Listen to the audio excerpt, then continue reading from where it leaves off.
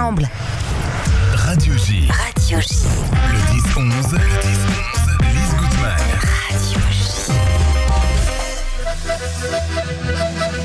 Radio J, le rendez-vous d'actualité juive. Et j'ai le plaisir ce matin d'accueillir Laurent Cohen-Koudar pour un nouveau numéro dont la une est 7 mois après, quelle stratégie? Une question que se posent les rédacteurs d'actualité juive et à laquelle peut-être Laurent va tenter de répondre. Bonjour Laurent. Bonjour, on attend Lise. Alexis, il est dans les bouchons parisiens, c'est un euphémisme. Il n'a pas le permis, mais il est dans les bouchons, donc on va l'attendre un petit peu. Voilà. D'accord. Oui, c'est une question qu'on continue de se poser. Ben parce oui. que je crois que la question se pose même au niveau de la gouvernance en Israël. Et il commence à y avoir des dissensions d'ailleurs pour le présent et pour l'après.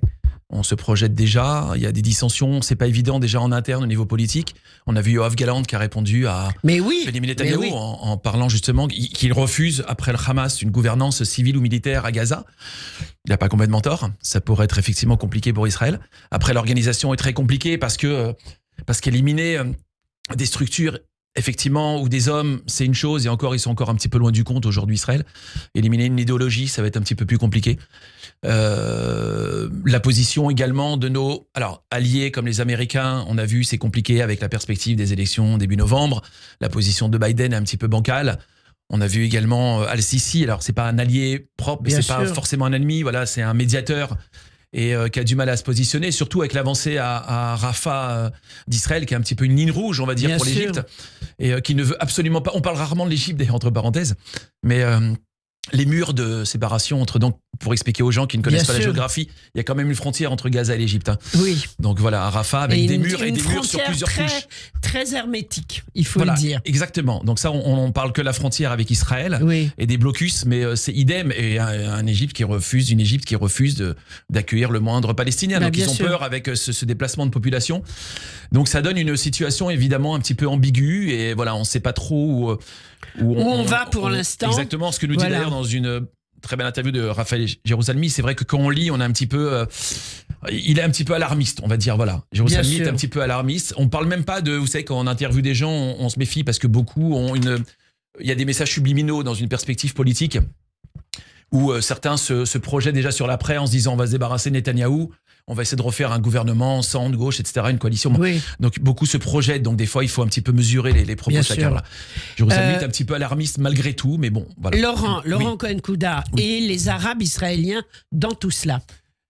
On s'est posé la question, c'était intéressant de se poser la question. On a vu un petit peu... Déjà, le postulat de départ, c'est la position des musulmans en France. Alors, évidemment, la vision n'est jamais binaire. Bien sûr. C'est jamais une généralité. Beaucoup, d'ailleurs, je voyais un passage de musulmans qui parlaient sur Radio J en condamnant complètement le Hamas. On sait qu'il y en a. Bon, on a vu, malgré tout, dans les manifestations contre l'antisémitisme, pas beaucoup de musulmans. On a vu les réactions aussi...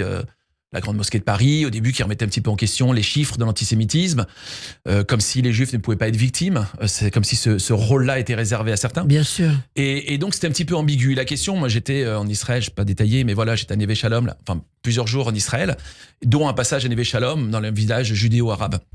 Donc, il y avait une image de paix, très beau. Et puis après, au fur et à mesure, en posant les questions à cette dame palestinienne, qui est née en Syrie, qui vit en Israël, mais bon, qui se présente comme palestinienne, voilà. Du coup, ça se tendait un petit peu. C'est-à-dire que son propos était un petit peu moins évident. Quand on parlait de l'argent qu'il reçoit, elle nous dit que c'est pour faire les hôpitaux. Bon, voilà, nous, on n'est pas naïfs, on lui a rappelé qu'on était journaliste, avec Nelou Cohn d'ailleurs. Donc voilà, on lui a rappelé tout ça. Donc c'était intéressant de voir aussi la position des Arabes israéliens. Alors, c'est assez complexe. Il y a 20% de la population, faut-il le rappeler quand même pour ceux qui nous répètent apartheid attire l'arigot, 20% de la population israélienne, donc on parle quand même de 2 millions de personnes, sont donc arabes. Ils vivent avec les mêmes droits, en paix, ils vivent tranquillement. Vous leur demandez d'aller dans un autre pays, j'ai parlé aussi avec eux parce que c'est bien aussi LFI qui se déplace sur place pour voir ce qui se passe. Mais me parler avec eux, ils sont très heureux et pour rien au monde ils n'iront dans un autre pays musulman qui entoure. Ils sont dans une démocratie, ils le disent eux-mêmes. Alors bien entendu, beaucoup condamnent le Hamas, mais un peu en silence. Ils sont dans une position ambiguë. Beaucoup font profil bas. Ils sont inquiets, ils sont peut-être un peu menacés, un peu dans l'œil du cyclone. Oui, ils ne sont pas menacés par Israël, attention. Ah non, pas par Israël. Oui, non, je tiens à le dire pour les auditeurs qui le savent. Ils ne sont pas menacés par Israël. Au contraire, ils sont menacés par on a vu hier une manifestation, c'était les gens avec kéfié des Arabes israéliens qui, pour la Nakba, Oui. Donc ce que nous on appelle Yamas Maoud, pour eux c'est le drame absolu, c'est la Nakba, Ouais. dans l'université de Tel Aviv. Et ils étaient là, ils faisaient leur Et ils avaient leur le droit manif, de et ils avaient manifester le droit de sans le faire, problème. voilà. Exactement. Donc c'est important tout ça. Évidemment, on en parlera plus longuement dans le prochain numéro Tout à fait. d'Actualité juive, ainsi que de ce qui s'est passé à Paris avec les tagages. Terrible. C'est C'était terrible. Ouais, les tags terrible, avec oui. les mains rouges qui sont un symbole, encore une fois, faut arrêter. À la base, leur discours, c'était de dire Israël a du sang sur les mains. Non, non, non, non, non. On se rappelle des mains en sang lorsque Oui. deux ou trois, je me rappelle plus, Israéliens s'étaient fait attraper, etc. Elles avaient été, des conditions épouvantables. Oui. Et puis, fièrement à la fenêtre, le sang des Israéliens Bien sur sûr, les mains. oui, oui. C'est de ça dont on parle, et sur des symboles. C'était en 2000, je crois. Exactement, c'était exact. Je crois que c'est juste Oui. avant la deuxième intifada. Oui, ouais. ouais. Mais du coup, voilà, de mettre ça sur les murs, faut pas nous prendre pour des. Et pour puis des pas tanches, n'importe quel mur. voilà. Bref, Exactement. ça, ce sera la semaine prochaine. Exactement. Alors, quelques mots quand même sur l'Eurovision, Ben Laurent. Ben oui, parce qu'on a ça. Bon, l'Eurovision a toujours été politique. Oui, On voit toujours les votes. mais alors, cette année encore plus. bah oui, on voit les votes entre la Serbie et Croatie. Dès qu'il y a une guerre, etc., on voit qu'on donne pas les 12 points. Là, on a vu qu'aucun jury ne s'est mouillé en donnant 12 points à notre petite Eden Golan qui a été. Qui est une héroïne. Moi, C'est je une le héroïne. dis. Voilà, pour moi, c'est une héroïne. Vous Voilà, avez raison, Lise. Il y en a pas souvent, il y en a pas beaucoup, mais elle l'a été chantée comme elle l'a fait sous les huées. C'était incroyable. Ce qui est incroyable, Très fort. on a suivi au fur et à mesure, évidemment. Moi qui n'ai pas suivi l'Eurovision depuis Abanibé au Bonébé, Oui, ça commence à remonter. Hein. je Et crois que on est dans le non, même c'est parce cas. que voilà, je suis pas fan de ce type de Voilà, programme. Mais oui. là, j'ai été Et mobilisé. là, on a voté et tout. Mais là, Motsé oui. Shabbat, en rentrant de la choupe, boum, c'était Eurovision, on voit les points, on était passionnés, j'avais l'impression de voir un match de foot. Et en fait, du coup, voilà, on voyait les points. Et le vote du public est voilà, symbolique, qui est Mais bien extraordinaire. sûr. Parce que voilà, c'est le public, alors même s'il y a une mobilisation des Juifs. Non, il n'y a pour pas voter, que. mais Ça voilà, c'est donne ça. de l'espoir. C'est ce que j'allais dire. Il y a quand même 15 pays, je crois, sur 25 qui ont Mais donné le bien maximum sûr. de points, 12 points. D'autres ont donné 10 points, 8 points.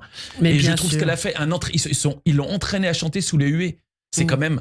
Et on a vu l'antisémitisme alors désinhibé. Et puis les autres candidats, en plus d'une émission qui ressemble quand même à Sodome et Gomorre. Oui. Aujourd'hui, non, mais vraiment, c'est le wokisme en plein. C'est, Ouais, on est d'accord. non, mais c'est absolument délirant, quoi. Les non-binaires, Ouais. les trucs, l'autre là, avec les cornes de diable, l'Irlande et puis tous les pays qui étaient pas contents Oui. qu'Israël soit là. Voilà, faut arrêter avec On la guerre. l'entend, la Eden.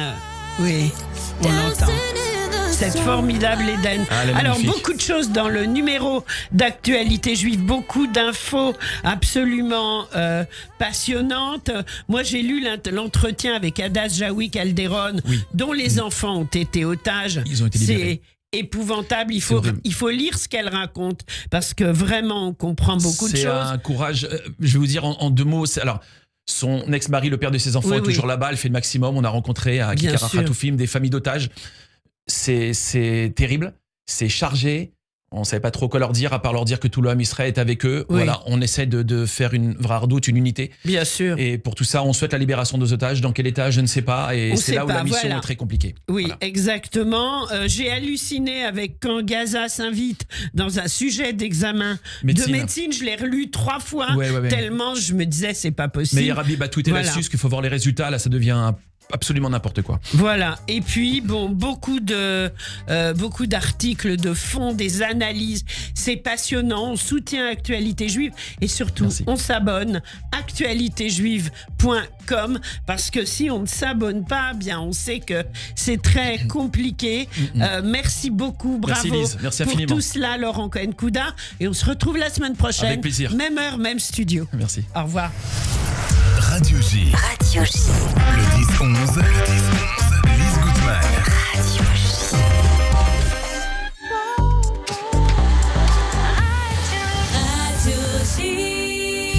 Il est 10h30 et tout de suite, c'est le rappel des titres avec Eva Soto. Eva, bonjour. Bonjour à toutes et à tous. À la une de l'actualité en Israël, le 223e jour de guerre contre le Hamas et 5 soldats de Tzal tués. Roy Bet Yaakov